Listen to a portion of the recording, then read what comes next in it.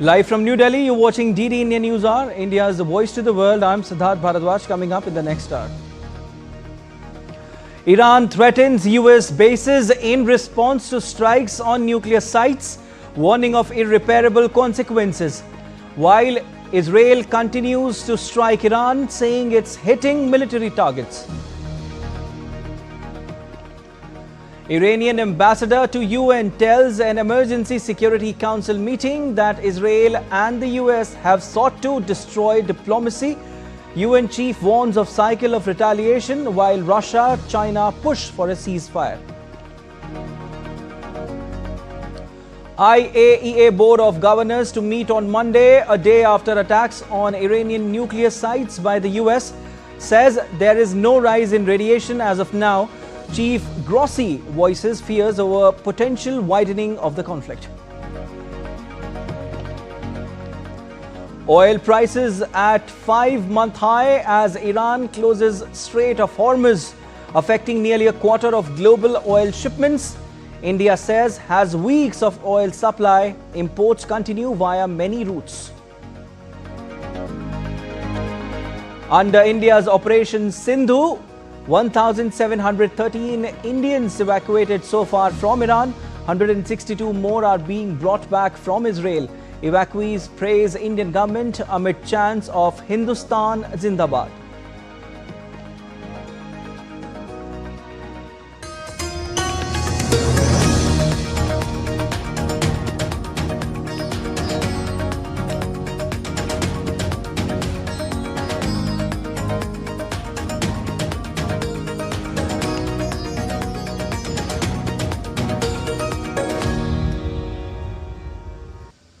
Iran on Sunday threatened US bases in the West Asia after massive airstrikes that Washington said had destroyed Tehran's nuclear program. International concern focused on fears that the unprecedented US attacks would deepen conflict in the volatile region after Israel launched attacks on Iran earlier this month. Now Iran has also upped the warnings. In a televised address, an advisor to Iran's Supreme Leader Ayatollah Ali Khamenei said any country in the region or elsewhere that is used by American forces to strike Iran will be considered a legitimate target for Iranian armed forces. Meanwhile, people gathered Sunday in central Tehran to protest against the attacks. As Iran's leaders struck defiant tones, President Masoud Pezeshkian also vowed that the United States would receive a response to the attacks.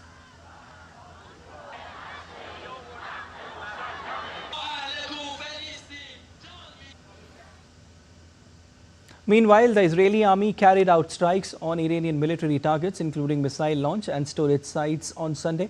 The attacks were carried out on storage and missile launching infrastructure sites as well as military satellites and radar sites. Israel also struck several parts of northwest Iran on Sunday, Iranian media reported, as fighting between the arch enemies raged.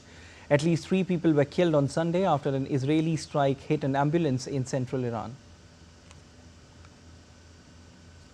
Israel's military was checking results of the US raid on the deeply buried nuclear facility in Fordow, with a spokesman saying it was uncertain if Iran had already removed enriched uranium from the site.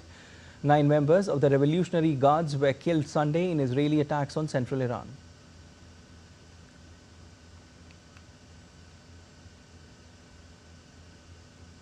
Israeli Prime Minister Benjamin Netanyahu said the country is even closer to its objectives in Iran after US airstrikes on Iranian nuclear facilities ordered by President Donald Trump.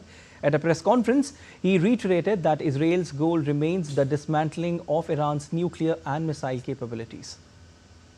אנחנו השגנו הרבה מאוד, ועכשיו בעזרת הנשיא טראמפ אנחנו התקרבנו עוד יותר להשלמת מטרותינו. כשנשיג את המטרות, אנחנו לא נמשיך בפעילות מעבר למה שנדרש כדי להשיג אותם, אבל אנחנו גם לא נסיים את זה מוקדם מדי. כשהמטרות יושגו, אז המבצע יושלם והלחימה תיפסק. זה ייקח עוד קצת זמן, אבל אין ספק שההישגים הגדולים שלנו באיראן תורמים גם להשגת היעדים בעזה. אני מחויב להשיג את שניהם. Satellite images reveal the before and after state of Iran's Fordow, Natanz and Isfahan nuclear sites following Sunday's US airstrikes. The images show visible damage to infrastructure targeted in the attack. It includes holes, craters on the top of ridge and tunnel entrances blocked that lead to underground facility.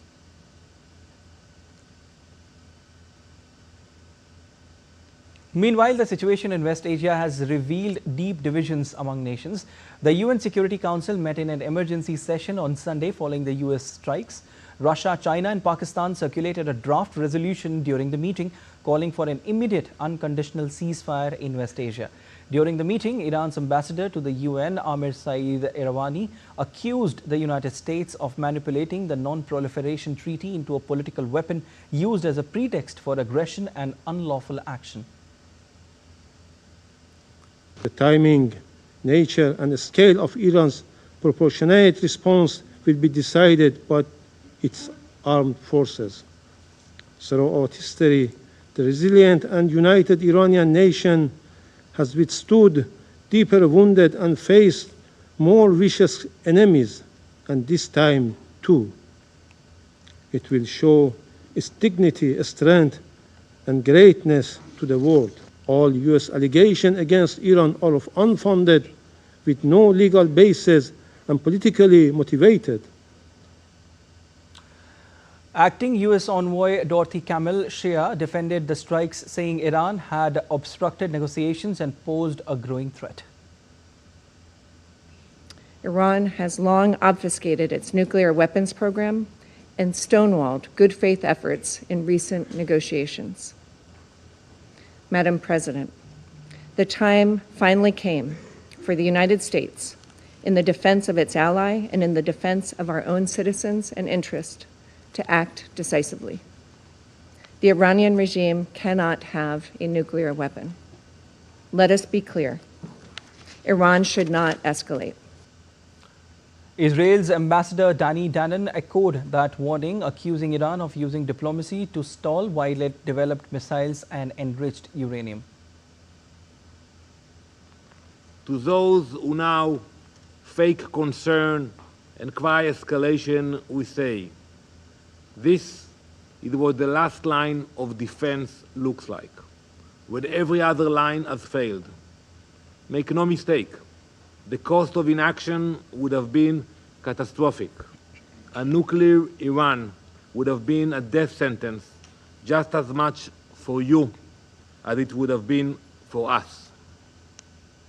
Russia's ambassador Vasily Nebenzia harshly criticized the US for bypassing international diplomacy.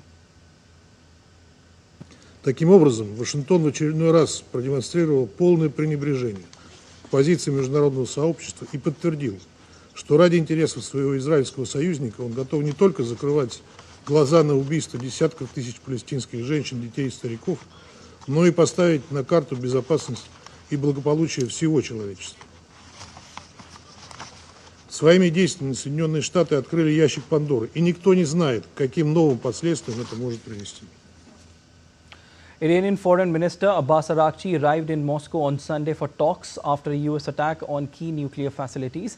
Iran official news agency IRNA said that Araghchi will hold consultations with the Russian president and other senior officials regarding regional and international developments following the military aggression by the United States and Israel against Iran.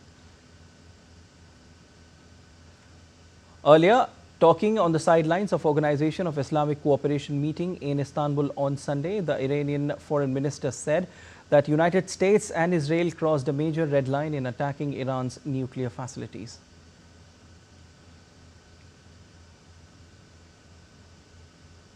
An exceptional meeting of the International Atomic Energy Agency will be held on Monday in its headquarters in Vienna in response to the US strikes. The emergency meeting is convened by the IAEA chief Rafael Grossi at the request of Iran following Israeli strikes on the country. Earlier, the UN's nuclear watchdog said it had not yet detected any increase in radiation levels at key nuclear sites in Iran after the US strikes. EU's Foreign Affairs Council meeting will also be held on Monday in Brussels. The Council will exchange views on the current situation in West Asia, including Israel-Iran conflict and Russia-Ukraine conflict. They will also hold discussions on China and European security.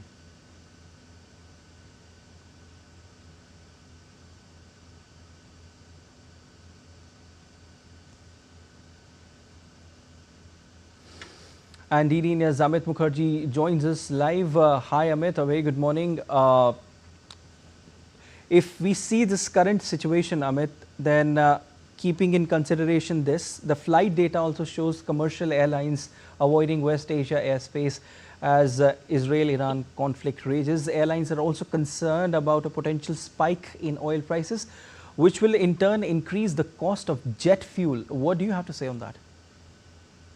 Well, absolutely, Siddharth. Right now, it's a total conflict zone, and after this US strike, where the airspace was being used by the B-2 Spirit bombers, I mean, nobody would like to kind of go into that sort of an airspace. So definitely, the entire region around Persian Gulf, the Gulf of Oman, and of course Iran, also parts of United Arab Emirates, Bahrain. Saudi Arabia, all these places, they now remain out of bounds as far as jetliners are concerned. You know, considering that there has been quite a number of aviation instances, nobody would like to take any risk at this point in time. So definitely now, if one has to go around these places, because these are all designated air routes which are charted out to ensure that the airlines can make, save on maximum amount of fuel. Now, considering that this has now transformed into a total conflict zone, I mean, all the airlines across the globe will have to avoid this particular airspace, which obviously translates into a fact that the aviation cost, of all these airlines would actually go up many folds. Siddharth? Indeed. Amit, US has said that there would be additional strikes if Tehran retaliated. Given the present situation, what can be expected in near future? Well, Siddharth, right now, everybody is waiting and watching, after this, especially after this, US conducted its aerial raids over, all these nuclear facilities in Iran. Iran is yet to respond, it is yet to give a military response to it. And it's not very sure, nobody is really sure across the world, like what would be the response. Now, everybody is gauging multiple responses from the point of view of Iran. Now, number one is, there are about 19 bases which US operates in and around the Middle East region. So these 19 bases, out of which 8 are actually almost permanent bases of the US, near permanent bases. So one of the responses of Iran could be retaliating by attacking these bases, these bases of the US. Now, of course, if that happens, and we have seen this sort of a action by Iran earlier also in 2020 and 23. So, I mean, if Iran responds in that manner, of course, US would again go ahead. And it has already warned that they don't want to escalate the war. The war against Iran is only restricted to its nuclear facilities. Now, if there is a retaliation from Iran, definitely US is not going to sit quiet. And it's going to escalate this, a conflict further. And we might see more increased number of airstrikes again in the Israeli territory by US as well as Israel. They have been coordinating their strikes in a way.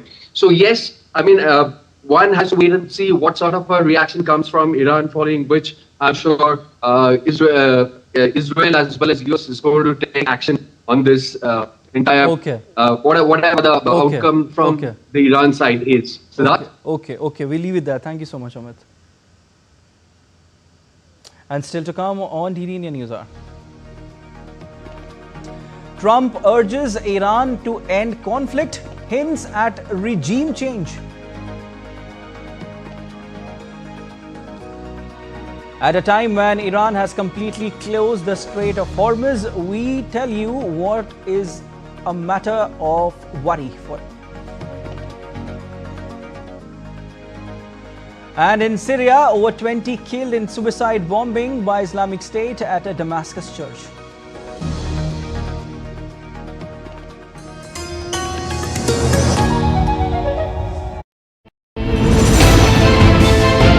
Geopolitics and trade deals.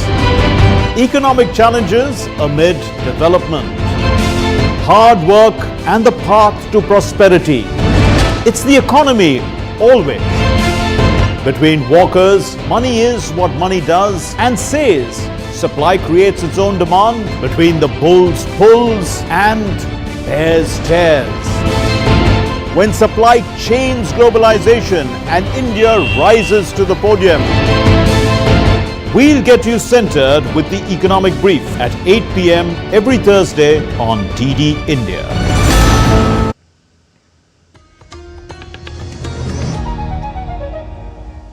You're watching DD India News On. I'm Siddharth Bharadwaj. The US State Department issued a worldwide caution for Americans on Sunday, saying the conflict in the West Asia could put those traveling or living abroad at an increased security risk.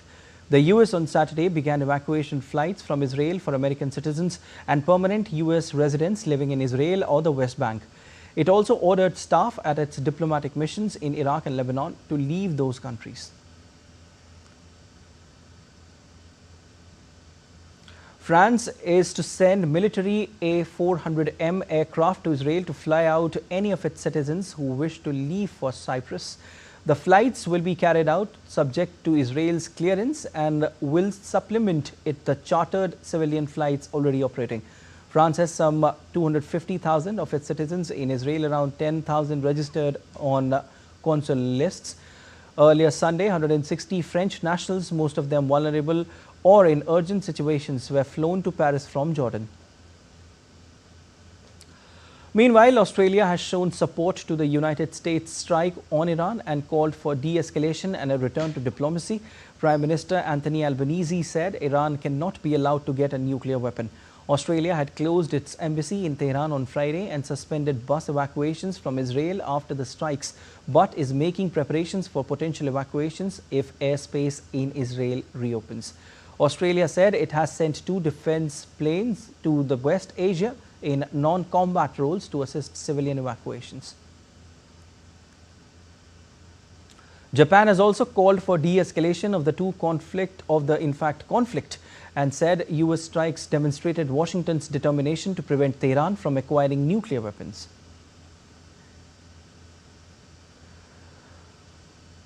Meanwhile, after carrying out Operation Midnight Hammer on Iranian nuclear sites, US B-2 stealth bombers have returned to American soil. The aircraft touched down near Whiteman Air Force Base in Missouri after completing the operation. A total of 7 B-2 bombers departed from the US and undertook an 18-hour round-trip mission to Iran, during which they deployed 14 bunker buster bombs on major underground nuclear facilities, including Fordow, Natanz, and Isfahan. Let us understand what GBU-57 is and how it is deployed. The GBU-57 is designed to penetrate up to 200 feet underground before detonating, using a thick hardened steel casing to break through reinforced structures. Unlike conventional bombs that explode on or near impact, it is engineered to detonate only after deep penetration. It features a specialized delayed action fuse capable of withstanding extreme shock and pressure, preventing premature explosion. Initial assessments from recent strikes indicate that all 3 targeted nuclear sites in Iran suffered extremely severe damage and destruction. The GBU-57 was deployed using the B-2 Spirit stealth bomber, the only aircraft capable of carrying the massive weapon during a historic operation in which 7 B-2s flew over 6,000 nautical miles without refueling, marking the largest operational strike in the aircraft's history and the second longest mission ever flown.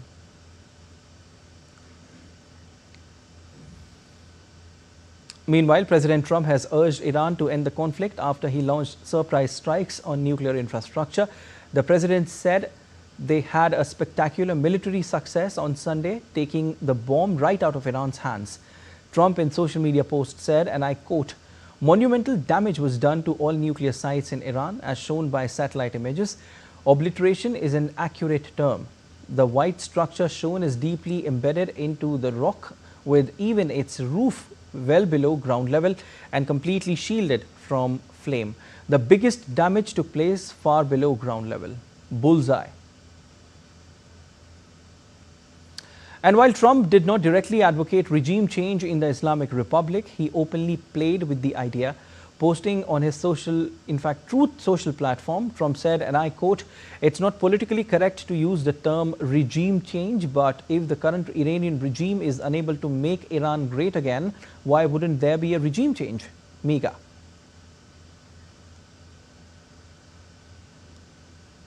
French President Emmanuel Macron on Sunday called for de-escalation and a return to diplomatic talks following strikes by the United States on Iranian nuclear sites. During a cabinet meeting, Macron said that restarting diplomatic and technical talks is the only way to achieve the objective. Nous appelons à tous et toutes à ce qu'il n'y ait pas d'escalade, convaincus que aucune réponse strictement militaire ne peut produire les effets recherchés. Et que la reprise de discussions diplomatiques et techniques est le seul moyen d'obtenir l'objectif que nous recherchons tous, qui est que l'Iran ne puisse pas se doter de l'arme nucléaire, mais également qu'il n'y ait pas d'escalade incontrôlée dans la région. Par ailleurs, j'ai pu appeler chacun donc à reprendre au dialogue par la voie diplomatique sur la question à la fois du nucléaire et des missiles balistiques. In another big development, Iran has completely closed the Strait of Hormuz. Iran Air Force in a social media post stated that no oil or gas tankers can pass through the Strait of Hormuz. Iran has long threatened to choke the Strait of Hormuz. The Strait of Hormuz is a strait between the Persian Gulf and the Gulf of Oman and is one of the world's most strategically important choke points.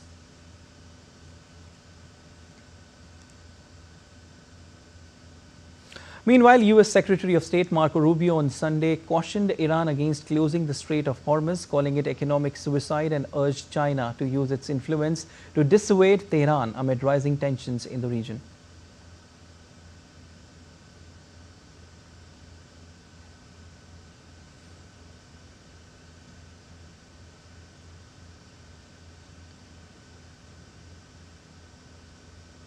Now let us know more about Strait of Hormuz and why it is important.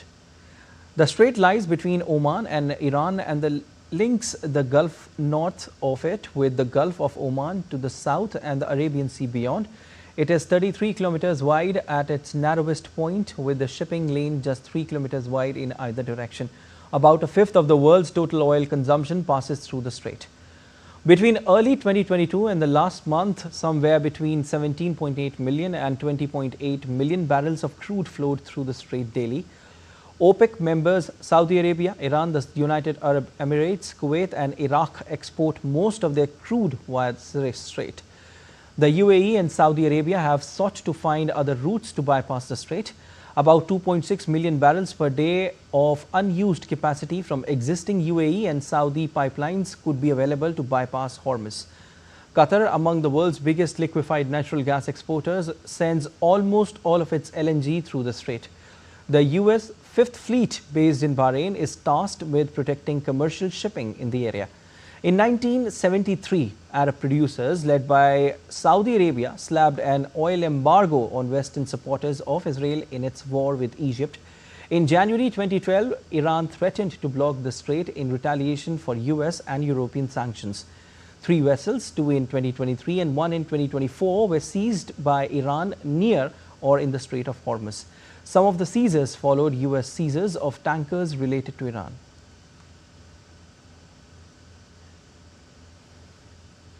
Oil prices jumped on Monday to their highest since January amid West Asia tension. Brent crude futures was trading at $78.93 a barrel, while West Texas Intermediate crude advanced to $75.73.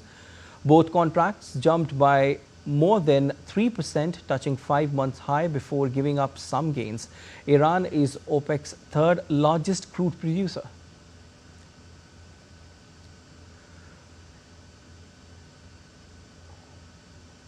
Meanwhile, India, the world's third largest oil importer and fourth biggest gas buyer, has weeks of energy supplies and continues to receive supplies from several routes amid escalating tensions in the globe's biggest energy supply regions. Union Minister for Petroleum and Natural Gas Hardeep Singh Puri said that India is closely monitoring the evolving geopolitical situation and has no reason to worry, as under the leadership of PM Modi, the government has already diversified supplies in the past few years. We had diversified the sources of supply, and out of the 5.5 million barrels of crude oil that India consumes daily, about 1.5 and 2 million only come through the Straits of Hormuz. We import roughly 4 million barrels through other routes, and our companies, the oil marketing companies, have enough stocks. Most of them have stocks up to 3 weeks. One of them has in fact 25 days stocks. And we are also confident that we can increase the supply of crude through other routes should the situation so warrant. We are in touch with all possible actors in this, the supply routes, etc. And I believe that there is no cause for any alarm on this score. India continues to evacuate its nationals from Iran and Israel under Operation Sindhu. 285 Indians have returned from Mashhad late Sunday night, with the total evacuees from Iran now at 1,713. 162 more are being brought back from Israel. Minister Pabitra Margarita welcomed the returnees, who hailed the government's efforts, chanting Hindustan Zindabad. DD India's Tapas Bhattacharya with this report. Operation Sindhu continues to bring Indians home from conflict zones. 285 Indian nationals arrived safely in New Delhi from Mashhad on Mahan Air Flight W571, taking the total number of evacuees from Iran to 1,713. Minister of State for External Affairs Pabitra Margarita was present at the airport to receive the returnees. Overwhelmed with emotion, the returnees chanted Hindustan Zindabad and lauded the Indian government's swift and decisive efforts. With the help of the Indian Embassy, we are successfully, we've managed to come here. Thank you to the Indian government. Thank you to all of the officials in Iran who helped us out through the entire journey. It was tremendous job was done by the Embassy of India in Tehran, especially not only the ambassador, including the whole staff. 24 hours they were at the back of us, they were helping us in all respect of life. The situation was very tense, but with the support of the embassy, we are very confident and we have come back safely. Thank you for the Indian government, especially the Ministry of Foreign Affairs. We are very happy. There is the airspace is closed, Iran and Iraq, but only flights for Indians is flying from Mashhad to New Delhi. It's all because of Modi's diplomacy, and we really thank our Honorable Prime Minister and all the staff of the embassy in Iran for all their efforts, and we sincerely thank. Jai Bharat, Jai Hind. Meanwhile, 162 Indians are also being brought back from Israel as tensions in the region rise amid the Iran-Israel conflict. We are in constant contact with all our Indian nationals residing there in Iran and Israel also. So I'm very glad to say that from Israel also 162 Indian nationals have already crossed border to Amman of Jordan, and within a day or two those Indian nationals will also be brought safely to India. Once again, India's diplomacy proves no matter where, no Indian will be left behind. Tapas Bhattacharya's report for DD India. In some other international updates, at least 22 people killed in a suicide attack on a church in Damascus, Syria. It was the first suicide bombing in Damascus since Bashar al-Assad was toppled by an Islamist-led rebel insurgency in December. Syria's Interior Ministry said the suicide bomber was a member of Islamic State who entered the church, opened fire and then detonated his explosive vest. Whereas a security official claims that 2 men were involved in the attack, including the one who blew himself up. Islamic State had previously targeted religious minorities, including a major attack on Shiite pilgrims in Sayyidah Zainab in 2016, one of the most notorious bombings during Assad's rule.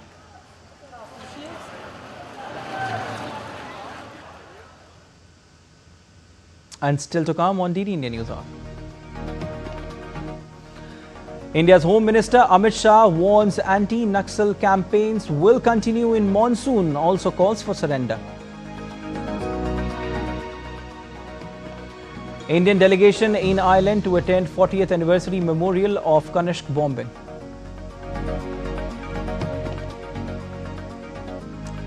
Yellow alert in Delhi, Noida, Gurgaon, Faridabad. There's heavy rain expected today.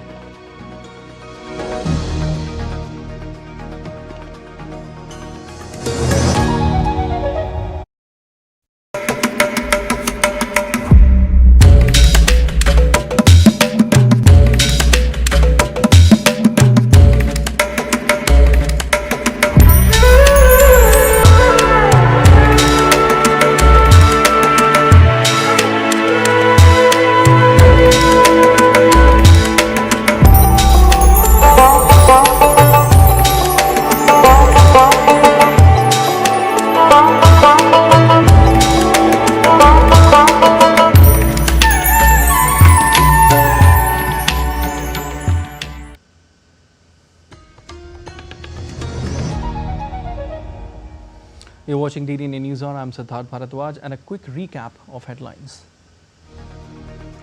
Iran threatens US bases in response to strikes on nuclear sites, warning of irreparable consequences, while Israel continues to strike Iran, saying it's hitting military targets. Iranian ambassador to UN tells an emergency Security Council meeting that Israel and the US have sought to destroy diplomacy. UN chief warns of cycle of retaliation, while Russia-China push for a ceasefire. IAEA Board of Governors to meet on Monday, a day after attacks on Iranian nuclear sites by the US, says there is no rise in radiation as of now. Chief Grossi voices fears over potential widening of the conflict. Oil prices at 5-month high closes Strait of Hormuz, affecting nearly a quarter of global oil shipments. India says has weeks of oil supply. Imports continue via many routes. Under India's Operation Sindhu, 1,713 Indians evacuated so far from Iran. 162 more are being brought back from Israel. Evacuees praise Indian government amid chants of Hindustan Zindabad.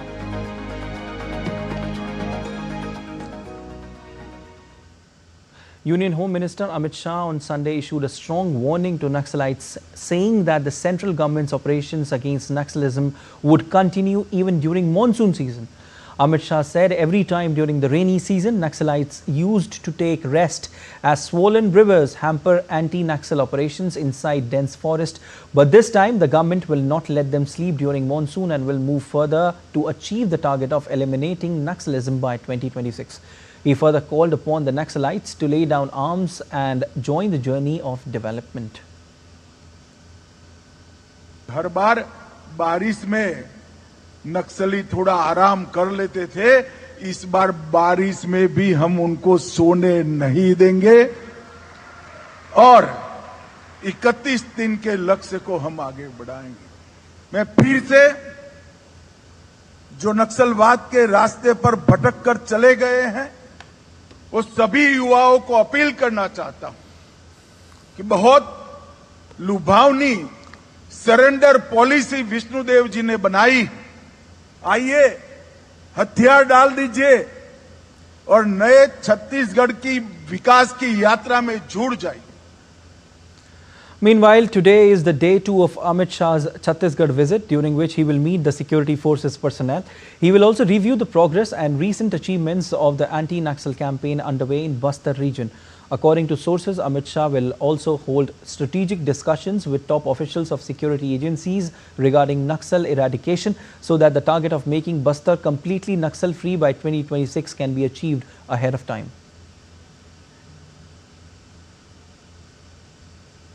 In a major breakthrough in the Pahalgam terror attack case, the National Investigation Agency has arrested 2 men for harboring the terrorists who had carried out the horrendous attack that killed 26 innocent tourists and grievously injured 16 others.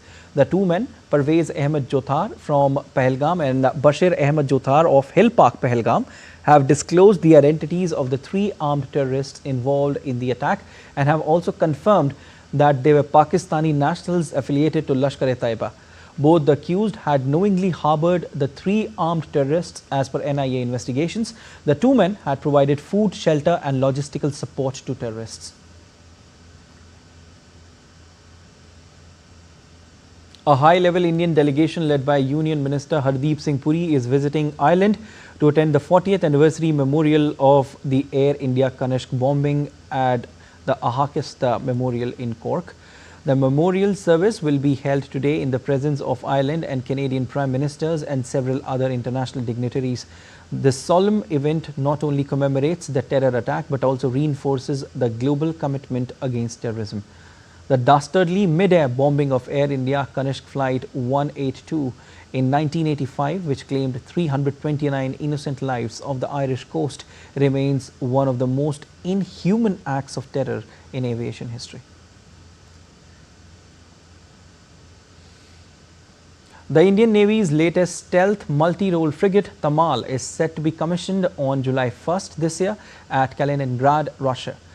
Upon commissioning, Tamal will join the sword arm of the Indian Navy, the Western Fleet under the Western Naval Command. Tamal stands as a testament to the long-standing Indo-Russian cooperation and friendship which has stood the test of time. Tamal has been built at Yantar shipyard in Kaliningrad, Russia, and is the last warship to be inducted from a foreign source in line with the Government of India's impetus on Atmanirbhar Bharat and Make in India initiatives. The 125-meter long, 3,900-ton warship has a top speed of over 30 knots and extended endurance.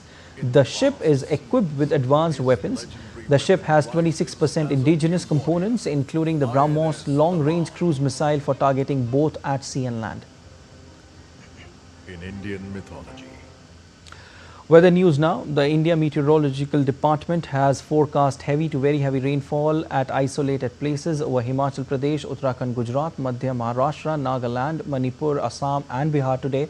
Besides this, the IMD issued a red alert for extremely heavy rains in West Madhya Pradesh and East Rajasthan. IMD also predicted heavy rainfall at isolated places over Jammu, Kashmir, Ladakh, Himachal Pradesh, East Rajasthan from today till 27th of June, while Punjab, Haryana, Chandigarh will receive heavy rainfall from today till 26th of June. The Indian Weather Agency said light and moderate rainfall at many places accompanied with thunderstorm, lightning and isolated heavy to very heavy rainfall likely to continue over northeast India during next 7 days. Northwest India can experience light and moderate rainfall accompanied by thunderstorms and gusty winds likely over till 26th of June.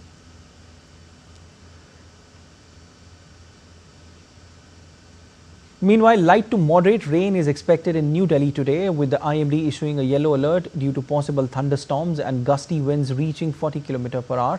According to IMD's forecast, showers will continue on Tuesday till Wednesday with repeated spells of rainfall likely throughout the day and night.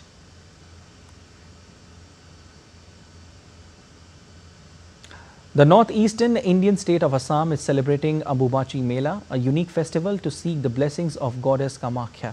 A large number of devotees throng at Kamakhya temple in the capital Guwahati to offer prayers on the second day of the 4-day Ambubachi Mela. The whole festival revolves around an important natural process in women, menstruation. Unlike at most places where menstruation continued to be shrouded in stigma and restrictive behavior in Assam, it is celebrated and honored. The annual Ambubachi Mela, one of Assam's most revered Hindu festivals, commenced on Sunday at the historic Kamakhya temple atop the Nilachal Hills in Guwahati. The event began with traditional rituals marking the start of the 4-day-long celebration that draws devotees from across India and abroad.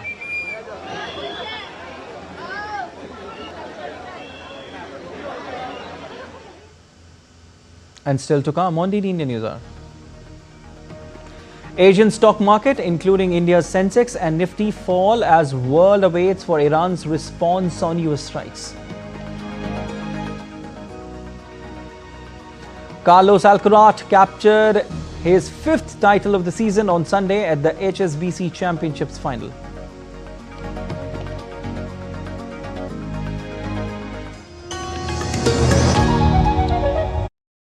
Can the US launch a bombing campaign against Iran? The Philippines vessel suffered structural damage. The saga of child sexual abuse is the United States China's debt trap strategy.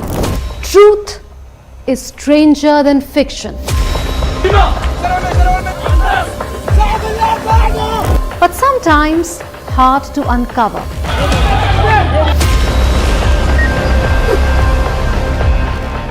Trust us to tell the truth, unadulterated and pure, of every story that matters to you.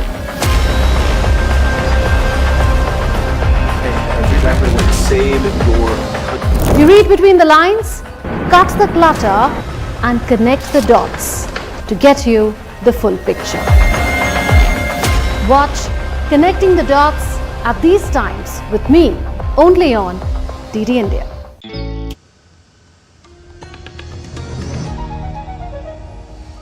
You're watching DD India News Hour. I am Siddharth Bharadwaj. Asian shares dipped in morning trade on Monday and oil prices briefly hit 5-month highs as the world awaited Iran's response following US strikes on 3 of its nuclear sites over the weekend. In South Korea, the benchmark Korea Composite Stock Price Index opened down at 2,992.2 from a previous close of 3,021.84. In Tokyo, the Nikkei 225 index fell, dropping as much as 0.95% after trading opened. Hong Kong's benchmark Hang Seng Index opened 194 points lower at 23,335 points. China's Shanghai Composite Index opened down 10.44 points at 3,349.46. The Indian stock market benchmark indices Sensex and Nifty 50 tanked in opening trade on Monday amidst escalating geopolitical tensions in West Asia. The BSE Sensex was trading 800 points lower, while the Nifty 50 slipped 250 points in early trade. Analysts say the sharp opening dip reflects global geopolitical uncertainty, particularly the US-Israel-Iran standoff, but maintained that India's strong domestic fundamentals and RBI's liquidity measures will limit further downside.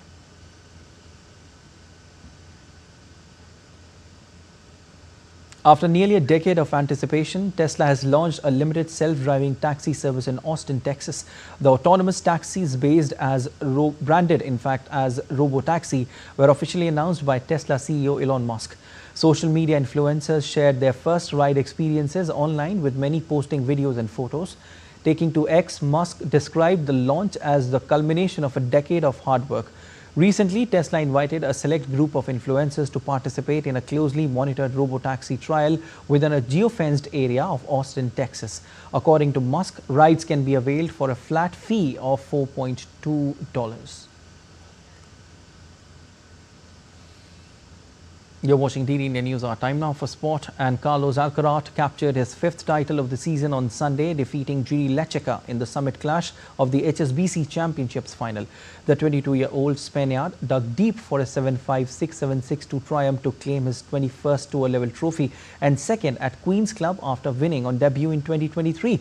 Lecheka, competing in his first grass final, held his ground throughout the opening 2 sets, but Alcaraz delivered an inspiring deciding set display to prevail.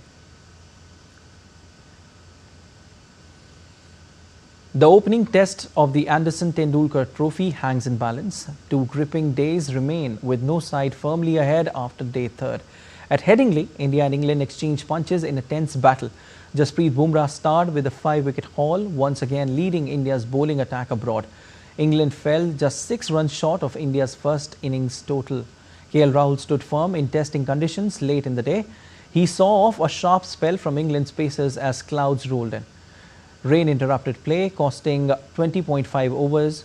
India ended the day 3rd on 90 for 2, holding a slim 96-run lead. They'll need much more on a pitch that still looks good for batting. A thrilling finish is on the cards.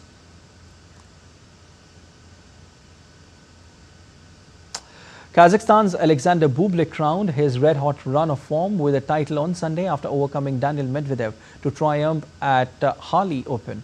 World number 45 Bublik beat the likes of world number 1 Yannick Sinner and Karen Khachanov to reach the Hali final, where he beat 3rd seed Daniil Medvedev 6-3, 7-6 to lift the title. This is Bublik's 2nd Hali Open trophy, having previously lifted the title in 2023.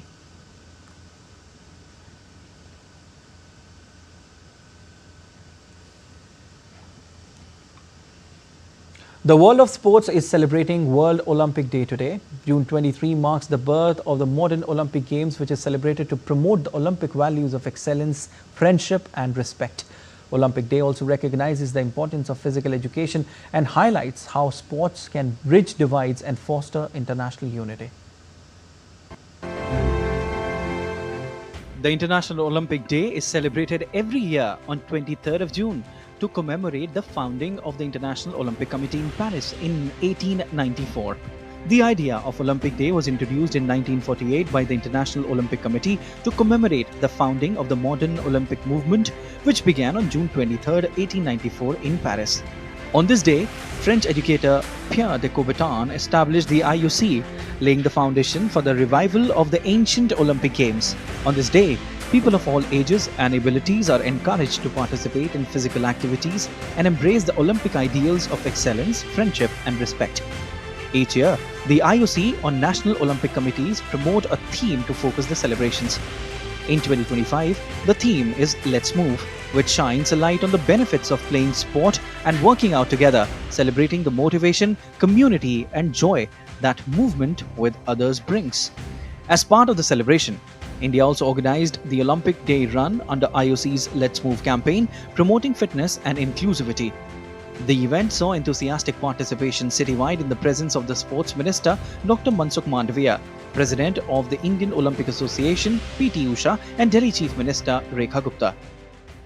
Today we celebrate the Olympic movement everywhere in our country, not only to celebrate the modern Olympic movement, but for the excellence, unity and perseverance. आज दिल्ली में जो Olympic day celebration हुआ और Olympic run हुआ, मैं बहुत ही खुश हूं कि दिल्ली के हजारों लोगों ने इसमें पार्टिसिपेट किया और आदरणीय मोदी जी के नेतृत्व में लगातार देश बेहतर खिलाड़ी, बेहतर इंफ्रास्ट्रक्चर और बेहतर फैसिलिटीज की ओर बढ़ रहा है और पूरी तरीके से दिल्ली देश ओलंपिक 2036 की मेजबानी के लिए तैयार है.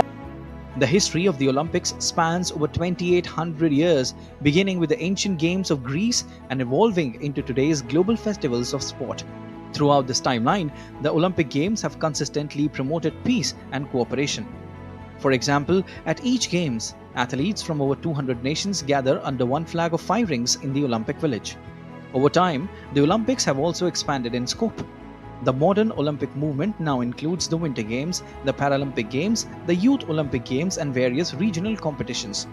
However, all of these share the same roots in Olympic history, the idea that sport can transcend national and cultural differences. World Olympic Day reminds us that sport is not just about winning. It is about participation, determination, and bringing people together. It observes the timeless message of the Olympics, a celebration of human potential and harmony through athletic excellence. Sports Desk, DD India. Dozens of skiing enthusiasts hit the snow-covered slopes of the Chilean Andes over the weekend to enjoy a promising start to the ski season, which attracts ski lovers from across the country and beyond. With the ski season officially opened, eager skiers flocked to the fresh snow on the white slopes of the Valle Nevado resort close to the capital of Santiago. The season is expected to end in October 2025.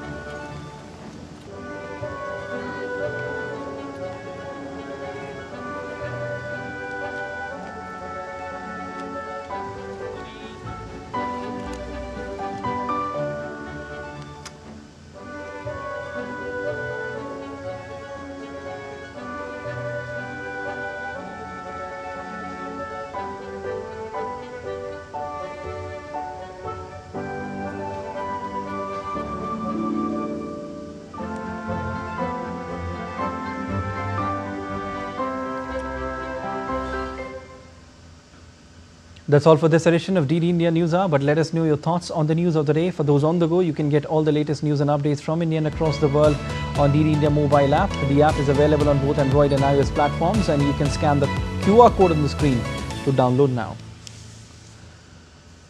We'll be back with more news as it breaks here on DD India. I'm Siddharth Bharadwaj from all of us here in Delhi. Thanks for watching DD India News Hour.